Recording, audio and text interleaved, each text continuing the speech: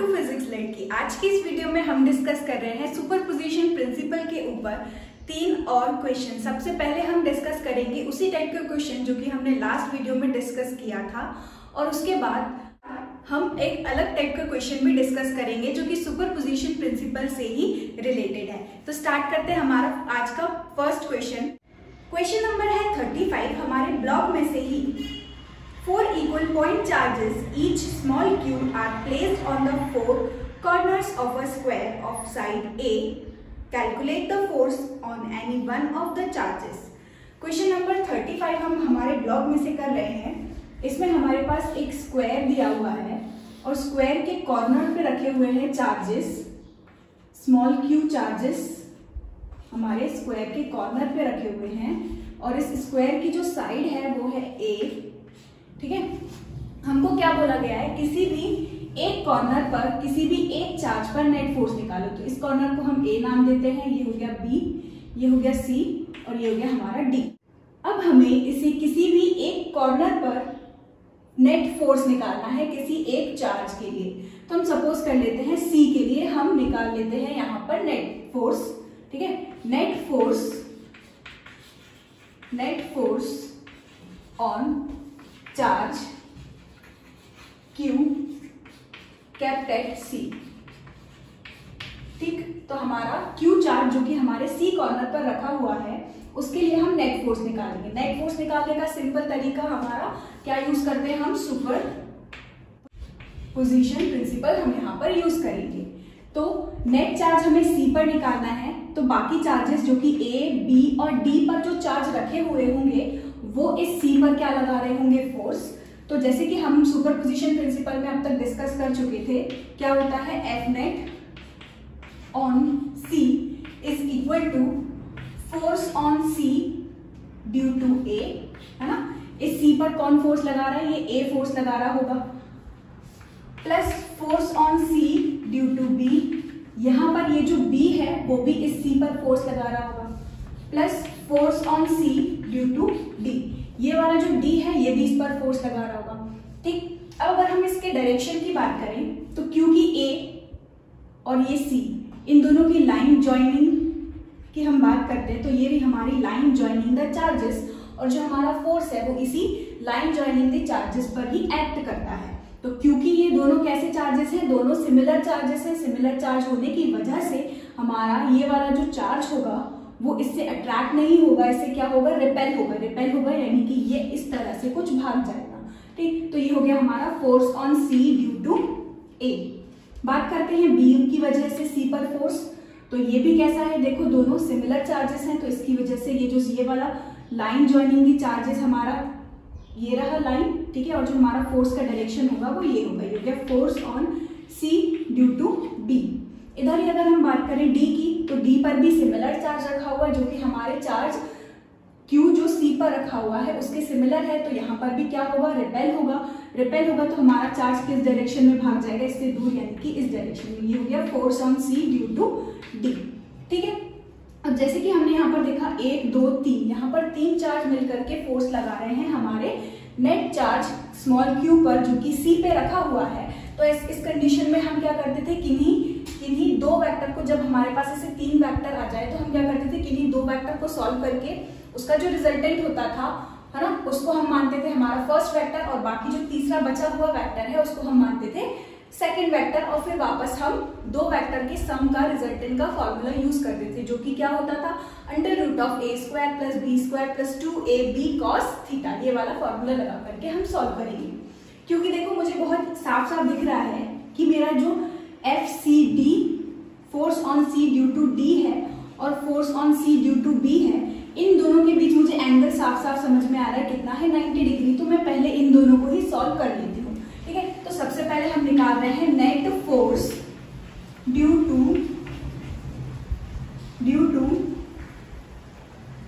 B and D। ठीक है, net force on C due to B and D हम सबसे पहले निकाल लेते हैं। तो ये क्या हो जाएगा, अगर इसके मैग्नीट्यूड की हम बात करें तो क्या हो जाएगा, ये under root of f square. अच्छा, पहले अगर हम यहाँ पर इसके मैग्नीट्यूड की बात करें, हम तीनों के मैग्नीट्यूड की बात करते हैं, force on C due to A के मैग्नीट्यूड की बात करें तो यहाँ पर चार्ज रखा हुआ है Q, यहाँ पर चार्ज रखा हुआ है Q, है ना। और अगर हम फोर्स की बात करें, इन दोनों के बीच में जो फोर्स लग रहा होगा तो वो कौन सा फोर्स लग रहा होगा, क्योंकि दोनों पॉइंट चार्ज है तो यहाँ पर कूलम्स लॉ लग रहा होगा। कूलम्स लॉ हमारा क्या होता है, K Q1 Q2, तो Q1 हम मान लेते हैं A पर जो चार्ज रखा हुआ है वो, Q2 रखा हुआ है हमारे C पर, और इन दोनों के बीच डिस्टेंस, तो इन दोनों के बीच डिस्टेंस हम कैसे निकालेंगे, ये हो गया A, ये हो गया A, और ये देखो हाइपोटेनस, अगर हम यहाँ देखें ये 90 स्क्वायर के कॉर्नर्स पर जो भी एंगल बनता है वो कितना होता है 90, तो ये सामने वाला हमारा क्या हो गया हाइपोटेनस, है ना। और हाइपोटेनस की अगर हम यहाँ से वैल्यू निकालेंगे तो ये कितना आ जाएगा 2a स्क्वायर, या फिर √2a लिख लेते हैं इसको, ठीक है। हाँ, तो ये हमारा जो साइड आएगी वो कितनी आएगी √2a, ठीक। तो यहाँ पर हम रखेंगे √2a का होल स्क्वायर, ठीक। Force on C due to B निकालते हैं, force on C due to B निकालते हैं, तो ये दो चार्जेस हमारे पास K Q अपॉन इन दोनों के बीच का डिस्टेंस तो हमें पता ही है कितना है a स्क्वायर। अगर हम निकालें force on C due to B, तो यहाँ पर भी Q इन दोनों के बीच डिस्टेंस कितना है a स्क्वायर, तो यहाँ पर ये B कितना आ जाएगा, force on C due to D भी कितना आ जाएगा मैग्नीट्यूड में K Q square upon a square. अगर हम यहाँ पर इसको सिंप्लीफाई करने के लिए इसको हमने मान लिया f, इसको भी हमने मान लिया f, ठीक। और इसको भी हम क्या मान सकते हैं, देखो अगर हम इसका स्क्वायर निकालें तो यहाँ पर मिलेगा K Q square upon 2a square, है ना। यानी कि K Q स्क्वायर को हमने क्या माना है, K Q square upon a square को f माना है, तो ये हमारा क्या हो जाएगा f/2, ठीक है। ये हो गया हमारा f/2। अब आगे बढ़ते हैं, क्योंकि हम यहाँ पर नेट फोर्स निकाल रहे हैं किसके बीच में, force on C due to D, force on C due to B, तो इन दोनों के बीच हमने एंगल देखा, थीटा की वैल्यू कितनी है 90, तो वही हमारा रिजल्टेंट वाला फॉर्मूला यूज करते हैं मैग्नीट्यूड निकालने के लिए।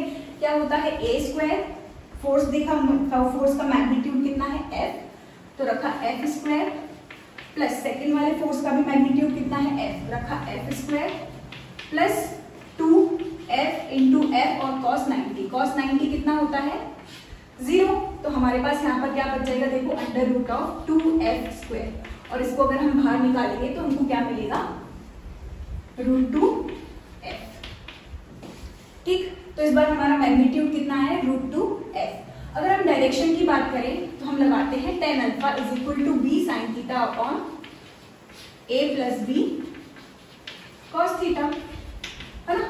तो b हमारा, b का मैग्नीट्यूड कितना है f, साइन 90 कितना होता है 1 अपॉन a भी हमारा कितना है f, b भी हमारा कितना है f, और cos 90 कितना हो जाएगा 0, ठीक। तो यहाँ से कितना मिला हमको f अपॉन f, जो कि कितना हो जाएगा 1, ठीक। तो tan अल्फा की वैल्यू कब 1 होती है, जब अल्फा की वैल्यू कितनी हो 45 डिग्री हो।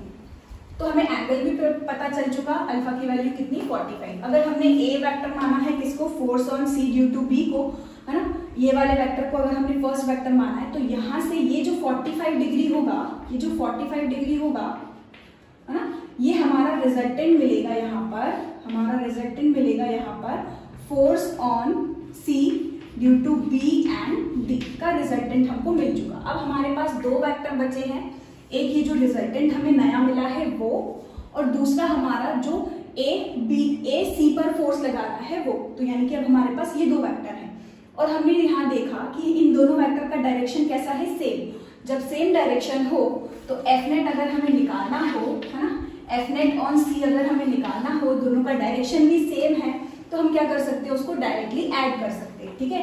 तो इस वाले का मैग्नीट्यूड कितना था, इस वाले का मैग्नीट्यूड कितना आया था, देखो √2f, और हमारा जो a वाला है इसका मैग्नीट्यूड कितना है f अपॉन 2, यहाँ से f को हमने कॉमन ले लिया, कितना आ गया √2 प्लस 1 अपॉन 2, और f हमारा कितना है k q square upon a square, यह जाएगा √2 प्लस 1 अपॉन 2 इसका आंसर, ठीक। ये निकल गया इसका मैग्नीट्यूड। और अगर हम डायरेक्शन की बात करें तो यार रिजल्टेंट भी हमारा पहला वेक्टर भी इधर ही है, दूसरा वेक्टर भी इधर ही, तो ऑफ कोर्स हमारा जो रिजल्टेंट होगा वो भी इसी डायरेक्शन में होगा, ठीक है। तो मैंने ये जो नेट फोर्स निकाला था C के लिए, इन दोनों के मैग्नीट्यूड को मैंने ऐड क्यों कर दिया, रिजल्टेंट आया उसका फोर्स लिया है मैंने, और जो हमारा ए की वजह से लग रहा है सी पर फोर्स उसको लिया है मैंने।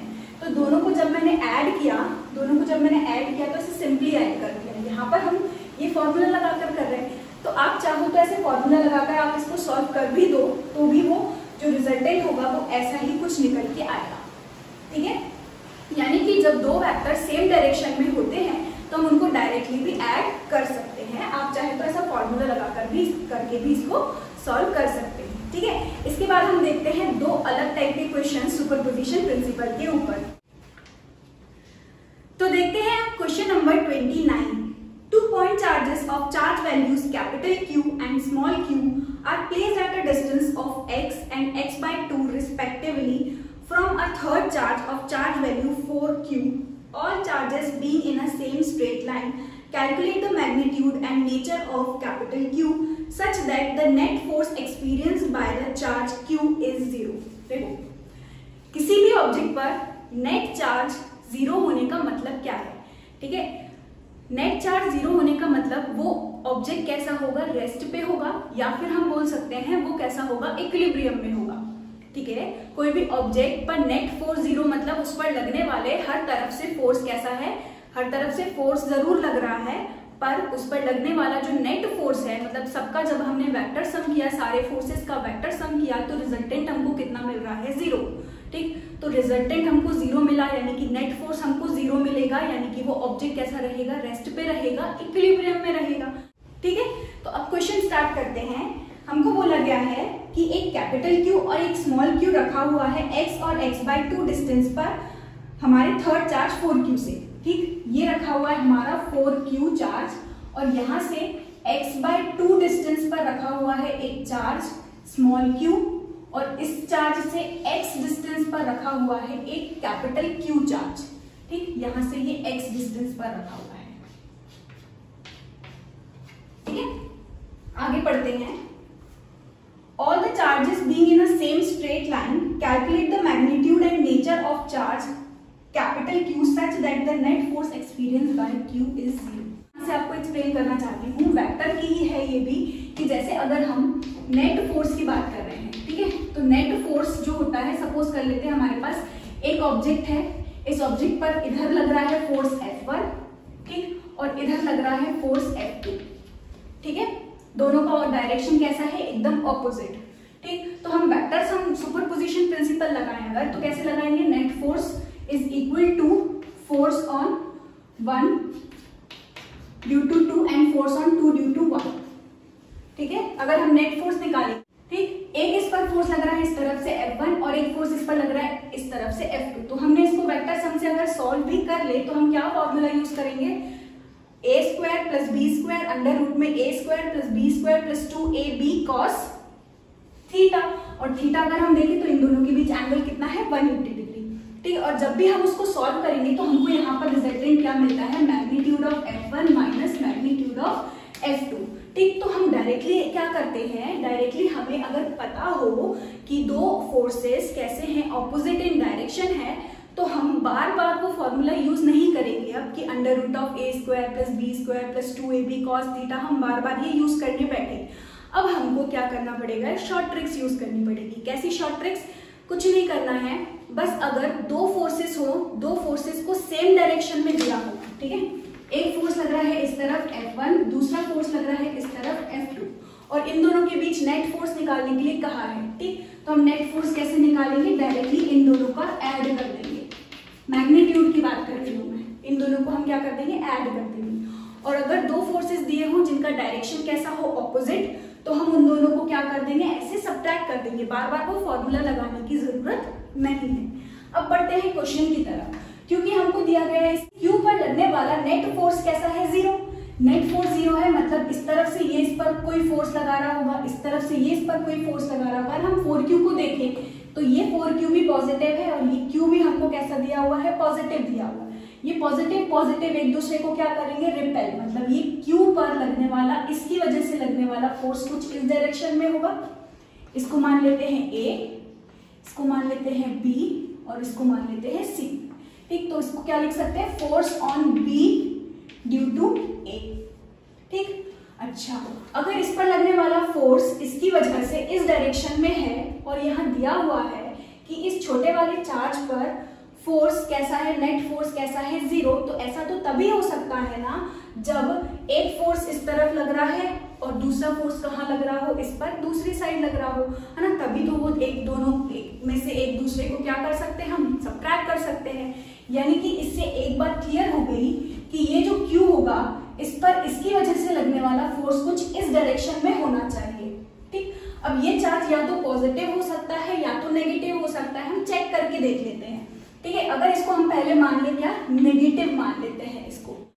इस कैपिटल Q का हमको नेचर पूछा है, यानी कि हम इसको पहले मान लेते हैं नेगेटिव है। अगर ये नेगेटिव चार्ज है तो नेगेटिव और ये वाला चार्ज हमारा कैसा है, पॉजिटिव। नेगेटिव पॉजिटिव एक दूसरे को क्या करेंगे, अट्रैक्ट, मतलब इसकी वजह से इस पर फोर्स फिर से कैसा आ जाएगा, इस डायरेक्शन में आ जाएगा, तो ये तो गलत हो जाएगा। फिर हमारे इस चार्ज पर नेट फोर्स 0 हो पाएगा क्या, नहीं हो पाएगा। तो फिर हमें इसको क्या करना पड़ेगा, इस चार्ज को हमें कैसा लेना पड़ेगा, अगर पॉजिटिव, इस चार्ज को अगर हम पॉजिटिव ले ले तो ये पॉजिटिव एक दूसरे को क्या करेगा, रिपेल करेगा, मतलब इस पर इसकी वजह से फोर्स कहाँ होगा, इस डायरेक्शन में, जो कि सही भी है। ठीक है, ये हो जाएगा force on B due to C। अब देखो ये दोनों कैसे हो गए, ऑपोजिट, और इसमें से इसको माइनस करेंगे तो हो सकता है नेट फोर्स क्या निकल जाए, 0 निकल जाए। ठीक है, तो अब देखो हमको एक बात क्लियर हो गई कि हमारा जो कैपिटल Q है उसका नेचर कैसा है, उसका नेचर कैसा है, पॉजिटिव, यानी कि हमारा कैपिटल Q चार्ज कैसा है, पॉजिटिव। अब रही बात उसके मैग्नीट्यूड की, तो हम यहाँ पर सुपरपोजिशन प्रिंसिपल अप्लाई करते हैं। सुपरपोजिशन प्रिंसिपल हमारा क्या कहता है, net force on Q is equal to force on Q due to capital Q plus force on Q due to 4Q। ठीक है, तो देखो अब, क्योंकि जैसे कि मैंने यहां पर बताया, अगर डायरेक्शन कैसा हो, ऑपोजिट, तो इनके मैग्नीट्यूड को हम डायरेक्टली सब्ट्रैक्ट कर सकते हैं। तो हम इसको लिख सकते हैं net force on Q is equal to force on Q due to Q minus force on Q due to 4Q। ठीक है, अब ये नेट फोर्स हमको दिया हुआ है कैसा है, 0 है, तो यहां पर आ जाएगा 0, और ये दोनों एक दूसरे के क्या हो जाएंगे, बराबर, यानी कि हमको मिलेगा force on Q due to capital Q is equal to force on Q due to 4Q। ठीक, या फिर इसको आप ऐसे भी लिख सकते थे, force on B due to C, इसको ऐसे भी लिख सकते थे, force on B due to C is equal to force on B due to A, ऐसे भी लिख सकते थे। ठीक है, मैग्नीट्यूड है। अब मैग्नीट्यूड है तो हम यहाँ अगर मैग्नीट्यूड निकालें किसके बीच में, इन दोनों फोर्स के बीच में मैग्नीट्यूड निकालें। ठीक, एक चार्ज हमारा कितना है, फॉर्मूला हम पॉइंट चार्ज के लिए क्या यूज करते हैं, K Q1 Q2 upon R², वही यहाँ पर यूज करेंगे। इन दोनों के बीच चार्ज कितना है, Q और कैपिटल Q, तो हमने रखा Q अपॉन, इन दोनों के बीच का डिस्टेंस कितना है, अगर ये पूरा x है, ये x/2 है, तो x में से x/2 जाएगा तो ये डिस्टेंस भी कितना बचेगा, x/2, तो ये हो जाएगा x/2 का होल स्क्वायर। ठीक है, is equal to force on B due to C, इन दोनों के बीच का force K Q1 Q2 upon R², Q1 हमारा कितना है 4Q, Q2 हमारा कितना है Q अपॉन, इन दोनों के बीच का डिस्टेंस कितना है, x/2 का होल स्क्वायर। ठीक, x/2 होल स्क्वायर कैंसिल, एक Q से ये Q कैंसिल, K से K कैंसिल, हमको मिल गया capital Q is equal to 4Q। तो ये आ गया मैग्नीट्यूड हमारे कैपिटल Q का, और यहाँ पर आ गया इसका नेचर। ठीक है, तो इसका आंसर है मैग्नीट्यूड हमारे कैपिटल Q का कितना आया है, 4Q, और इसका जो नेचर है वो कैसा है, पॉजिटिव। ठीक है, आई होप आपको इस टाइप का क्वेश्चन समझ में आया हो। अब इसमें इस टाइप के क्वेश्चन में एक और क्वेश्चन पूछा जाता है। अब करते हैं इस टॉपिक का लास्ट क्वेश्चन, जो कि है 2 point charges of charge Q and -9Q are placed at d distance apart. Find the location of the third charge on the line joining the charges where it will remain in equilibrium. Question में हमसे क्या बोला है, हमारे पास एक charge है Q, है ना, और एक दूसरा चार्ज है -9Q। ठीक है, और हमको क्या बोला है, ये d डिस्टेंस पर रखे हुए हैं। Find the location of the third charge on the line joining the charges where it will remain in equilibrium। ये है important question कि यार अगर दो चार्ज रखे हुए हों ठीक कुछ डिस्टेंस पर, ठीक, और हमें लेके आना है तीसरे चार्ज को और इन्हीं दोनों चार्जेस से ज्वाइन करती हुई लाइन पर हमें रखना रहता है तीसरे चार्ज को, लेकिन उस तीसरे चार्ज पर नेट फोर्स इन दोनों की वजह से कैसा होना चाहिए, 0 होना चाहिए। ठीक है, अभी हम इस टाइप का क्वेश्चन सॉल्व करते हैं, यानी कि जिसमें हमें लोकेशन निकालनी रहती है हमारे थर्ड चार्ज की, और वो थर्ड चार्ज कैसा होगा, इक्विलिब्रियम में होगा इन दोनों चार्जेस की वजह से। ऐसा करने के लिए हम क्या करते हैं, कोई भी चार्ज को हम सपोज कर लेते हैं। ठीक है, हम सपोज कर लेते हैं हम लेके आ रहे हैं कैपिटल क्यू चार्ज को। अभी कैपिटल क्यू आपका पॉजिटिव भी हो सकता है, नेगेटिव भी हो सकता है। ठीक है, तो हम यहाँ ले लेते हैं हमारा एक पॉजिटिव क्यू चार्ज। ठीक है, तो पॉजिटिव क्यू चार्ज को हम यहाँ पर लेकर के आ रहे हैं। पॉजिटिव क्यू को देखो, अगर मैं सेंटर में कहीं पर रखूंगी, यहाँ पर अगर रखूं इस पॉजिटिव चार्ज को, अगर मैं यहाँ रखूं तो ये पॉजिटिव पॉजिटिव, इसकी वजह से अगर मैं सपोज करते हैं प्लस क्यू को ला करके यहाँ रख दिया, ठीक है, तो ये प्लस प्लस की वजह से क्या होगा, रिपेल, यानी कि इस पर डायरेक्शन कहाँ होगा, इस तरफ। ठीक है, इस चार्ज की वजह से इस पर डायरेक्शन कहाँ होगा, इस तरफ। ये नेगेटिव, ये पॉजिटिव, ये दोनों एक दूसरे को क्या करेंगे, अट्रैक्ट। ये दोनों एक दूसरे को अगर अट्रैक्ट करेंगे तो इस पर, इसकी वजह से डायरेक्शन कहाँ हो जाएगा, वापस इस तरफ। यानी कि इस हमारे थर्ड चार्ज पर फोर्स इन दोनों चार्जेस की वजह से देखे तो दोनों कहाँ आ रहा है, सेम डायरेक्शन में आ रहा है ना, सेम डायरेक्शन में आ रहा है। तो क्या ऐसे में जब ये दोनों फोर्सेस सेम डायरेक्शन में हो, क्या नेट फोर्स 0 हो सकता है, नहीं। यानी कि अगर जब हमारे दो चार्जेस कैसे हो, इन दोनों का साइन अगर ऑपोजिट हो, है ना, तो हम हमारे थर्ड चार्ज को जिसके लिए लोकेशन हमको फाइंड करनी रहती है, उसको हम बीच में कहीं नहीं रख सकते हैं। इधर ही अगर मेरे पास एक चार्ज होता Q और यहाँ पर अगर मेरा चार्ज होता कितना, 4Q। ठीक है, दोनों कैसे हैं, पॉजिटिव पॉजिटिव, और अगर मैं इस पॉजिटिव Q चार्ज को लेकर के आऊं यहाँ सेंटर पे कहीं रख दूं पॉजिटिव Q चार्ज को, ठीक है, इस चार्ज की वजह से ये होगा रिपेल, उस तरफ डायरेक्शन आएगा, इसकी वजह से ये होगा रिपेल, इस तरफ डायरेक्शन आएगा। यानी कि एक बात हमको क्लियर हो गई, जो तीसरे चार्ज को हम उठा करके लेके आ रहे हैं, ठीक है, अगर ये दोनों चार्जेस कैसे होंगे, जिन दोनों चार्जेस के पास हम लेकर के आ रहे हैं, है ना, उन दोनों चार्जेस का अगर साइन कैसा है, सेम, तो तीसरे चार्ज को हमें कहाँ रखना पड़ता है, सेंटर में रखना पड़ता है उन दोनों चार्जेस के।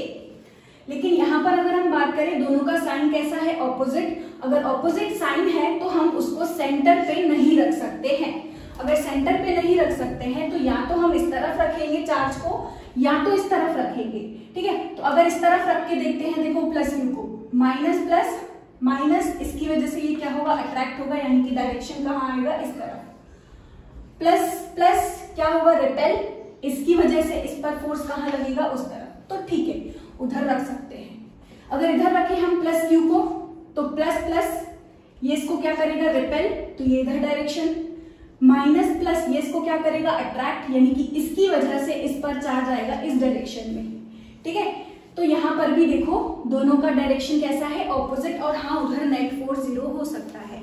दो डिसिमिलर चार्ज के लिए नेट फोर्स कहाँ 0 हो सकता है, या तो इस तरफ या तो इस तरफ। लेकिन अगर दोनों सिमिलर चार्जेस हो तो नेट फोर्स कहाँ होगा, 0, सेंटर में ही थर्ड चार्ज पर नेट फोर्स कैसा होगा, 0 होगा। ठीक है, अब बात आती है कि हम इस क्वेश्चन में प्लस क्यू चार्ज को इस तरफ रखें या इस तरफ रखें, तो हम देखेंगे फिर मैग्नीट्यूड। तो उसके लिए हम क्या करते हैं, देखते हैं मैग्नीट्यूड को। यहाँ पर मैग्नीट्यूड कैसा है, ज्यादा, यहाँ पर मैग्नीट्यूड कैसा है, ज्यादा, यानी कि इस पर इसकी वजह से फोर्स कैसा लग रहा होगा, ज्यादा, और यहाँ डिस्टेंस भी कैसा है, कम। अगर हम फोर्स के फॉर्मूले को देखें तो फोर्स क्या होता था, directly proportional to the product of the charges and inversely proportional to the square of the distance between them. तो यहाँ तो ऑलरेडी डिस्टेंस कम है तो ये और ज्यादा फोर्स लगा रहा होगा इस पर, इसका मैग्नीट्यूड भी ज्यादा है तो ये और ज्यादा फोर्स लगा रहा होगा। ठीक है, लेकिन अगर मैं इसको इस तरफ रख दूं, इस तरफ रख दूं, है ना, तो यहाँ पर ये डिस्टेंस जो है वो कैसा हो जाएगा, ज्यादा, डिस्टेंस ज्यादा हो जाएगा तो फोर्स कैसा हो जाएगा, कम। इसकी वजह से जो इस पर फोर्स लग रहा होगा वो कैसा हो जाएगा, कम। और क्योंकि इसका मैग्नीट्यूड कैसा है, ज्यादा है, इसका मैग्नीट्यूड कैसा है, कम है। अगर हम इस चार्ज को इस तरफ रख देंगे तो इस वाले चार्ज के लिए कैसा हो जाएगा, एक नाइंसाफी हो जाएगी इस चार्ज के लिए, ठीक है। तो हम क्या करते हैं, हम हमारे इस चार्ज को, थर्ड चार्ज को हमेशा किसके पास रखते हैं, जो स्मॉलर चार्ज होता है उसके पास रखते हैं, ठीक है। जिसका मैग्नीट्यूड कम होता है, जिस चार्ज का मैग्नीट्यूड कम होता है, हम तीसरे चार्ज को उसके पास रखते हैं, ताकि डिस्टेंस जो है हमारे ग्रेटर मैग्नीट्यूड वाले के लिए बढ़ जाए और इसका रिलेटिव जो फोर्स है वो क्या हो जाए, कम हो जाए, ठीक है। आगे बढ़ते हैं। तो देखो अब हमारे इस चार्ज को अगर हम यहां पर रख रहे हैं, ठीक है, फाइनली हमें अब पता चल चुका हमारे इस प्लस चार्ज को हमें कहां रखना है, line joining the two charges, और हम इसके अगर यहां पर रखते हैं। हम सपोज कर लेते हैं हमारे इस स्मॉलर चार्ज से कितने डिस्टेंस पर है, x डिस्टेंस पर है ये, ठीक है, हमारा प्लस q चार्ज, जिस पर नेट फोर्स कैसा लग रहा है, 0, नेट फोर्स 0। तो अभी मैंने बताया था नेट फोर्स 0 का क्या मतलब है, नेट फोर्स 0 मतलब कि इसकी वजह से लगने वाला फोर्स इस पर और इसकी वजह से लगने वाला फोर्स इस पर, वो कैसा हो जाएगा, बराबर, उसका मैग्नीट्यूड कैसा हो जाएगा, इक्वल। तो हम इसको यहां पर अगर रखेंगे तो हम रखेंगे, देखो, force on capital Q due to small q is equal to force on capital Q due to -9q, ठीक है, ऐसे लिख लेते हैं इसको, ठीक। अब लगाते हैं कूलम्स लॉ। तो कूलम्स लॉ क्या होता है, Q अपॉन इनके बीच का डिस्टेंस कितना है, x², ठीक। और यहां पर कितना हो जाएगा, देखो, K, इन दोनों के बीच में फोर्स हमारा कितना है, Q अपॉन x²। अब इसकी वजह से इस पर फोर्स देख लेते हैं तो कितना आएगा, देखो, Q, चार्ज कितना है, 9q, और इनके बीच का डिस्टेंस कितना है, देखो, d प्लस एक्स का होल स्क्वायर, हो जाएगा d प्लस एक्स का होल स्क्वायर, ठीक। तो यहां से k से k कैंसिल, q से q कैंसिल, स्मॉल q से स्मॉल q कैंसिल, और हमको क्या मिल रहा है, d plus x upon x का होल स्क्वायर, और ये x का स्क्वायर इज इक्वल टू 9/1। इसका भी अगर हम क्या करें, स्क्वायर रूट निकाले, तो यहां पर क्या मिलेगा, देखो, x प्लस डी या d plus x is equal to, यहां पर देखो ये मिलेगा x, और यहां पर क्या मिलेगा, +-3 हमको मिलेगा, क्योंकि 9 का रूट हम निकालेंगे, रूट जब भी हम निकालते तो हमको प्लस माइनस में वैल्यू मिलती है, तो यहाँ तो हमको मिलेगा +3 या तो हमको मिलेगा -3। और जब इन दोनों को अगर हम सॉल्व करके देखें, ठीक है, इन दोनों को हम सॉल्व करते हैं, तो x plus D is equal to 3x, या फिर d is equal to 2x, है ना, या फिर x is equal to d/2। और अगर हमारी वैल्यू कैसी है, -3 में है, तो x plus D upon x is equal to -3 ले ले अगर हम, तो ये कितना आ जाएगा, x plus D is equal to -3x, और ये कितना आ जाएगा, d is equal to -2x, और x is equal to -d/2, ठीक। अब इसका मतलब समझते हैं, x की वैल्यू d/2 है, यानी कि हमने इसको कहां से सपोज किया था, फर्स्ट चार्ज से हमने x डिस्टेंस लिया था ना, तो फर्स्ट चार्ज से x डिस्टेंस, यानी कि इस तरफ का डिस्टेंस हमारा कैसा होगा, पॉजिटिव। जो डिस्टेंस हम सपोज करते हैं उसको कैसा लेना रहता है, पॉजिटिव। इसका ये मतलब नहीं है कि इसको हम ओरिजिन मान ले, ओरिजिन किस तरफ नेगेटिव होता है, इस तरफ पॉजिटिव होता है, वो नहीं करना है हमको, क्योंकि हमने इसको माना ही यहाँ से है, ऐसे हमने इसको x डिस्टेंस माना है, तो ये हमारा x हो गया, यानी कि ये हमारा हो गया पॉजिटिव, ठीक है। तो यहाँ से ये डिस्टेंस आया है हमारा पॉजिटिव x एक्सिस, यानी कि ये डिस्टेंस कितना हो जाएगा, इसकी लोकेशन हमको मिल गई कितनी, d/2, ठीक है। डिस्टेंस हमको कितना मिला, d/2, है ना, -d/2 नहीं लेंगे, -d/2 कौन सा डिस्टेंस होगा, इस तरफ वाला डिस्टेंस होगा, ठीक है। अब इस टाइप का क्वेश्चन जो है वो भी इसी तरीके से सॉल्व करेंगे, ये आपके लिए होमवर्क है, ठीक है। अब इसकी शॉर्ट ट्रिक, अगर हमारे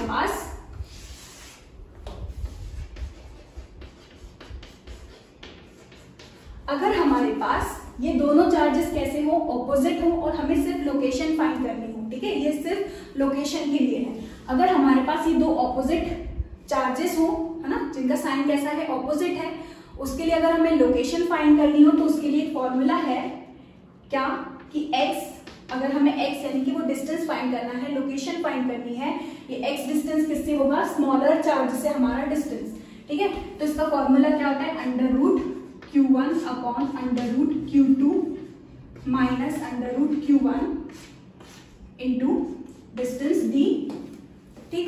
ये d डिस्टेंस क्या है, दोनों चार्जेस के बीच का डिस्टेंस। Q1 क्या है हमारा, स्मॉलर चार्ज, और x हमारा क्या है, डिस्टेंस फ्रॉम फर्स्ट चार्ज, ठीक है। ये फॉर्मूला सिर्फ तब वैलिड है जब हमारे दोनों चार्जेस कैसे हो, ऑपोजिट नेचर के हो। ऑपोजिट नेचर यानी कि हमारा एक चार्ज पॉजिटिव हो और दूसरा चार्ज कैसा हो, नेगेटिव हो।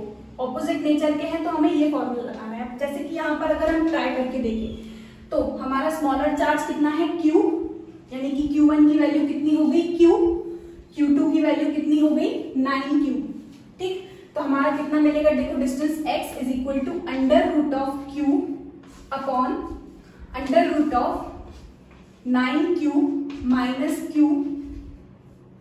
इंटू में कितना आ जाएगा, d, ठीक। तो यहां से देखो अंडर रूट Q को अगर हम बाहर निकालेंगे, अंडर रूट 9 में से निकलेगा बाहर कितना आएगा, 3 में से 1 जाएगा तो कितना बचेगा, 2।